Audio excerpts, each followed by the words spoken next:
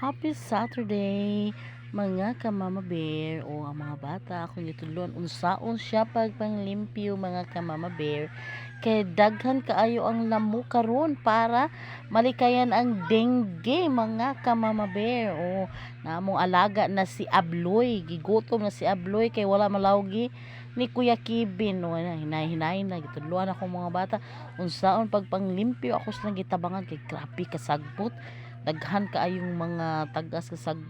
sagbot nga puy-an sa mga lamok akong gipaibot mga kamama bear o ako nanilhig ko kay aron tudlon ako saon sila nanilhig lagi kanto sa mga kanal among gipangkuha ang mga sagbot mga kamama bear kay aron malikayan ang dengue nga wala nay puy-an o pugaran sa mga lamok o nang-snack din sila pagkahuman na muugan nagpa-snack na ako ang mga bata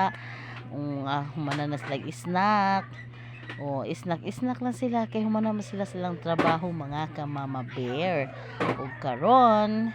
kay nakaligo na humana na sila ligo humana sila kung limpyo snack naligo na mga gwapo gwapa na gitudluan ko na tagsa sa pagbasa gipabasa na ko sila mga kamama bear sa tagsa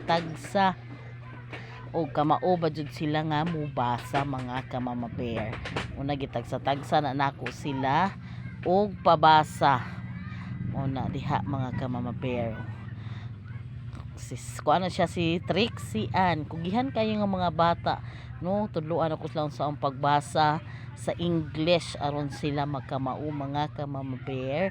o mo na gitagsa nako sila aron nila mahibaw-an unsaong pagbasa aron sad ang mga bata ba aduna sila makatunan mga kamama bear tagaan nato sila og pila ka oras sa pagtudlo sa Sabado ug Domingo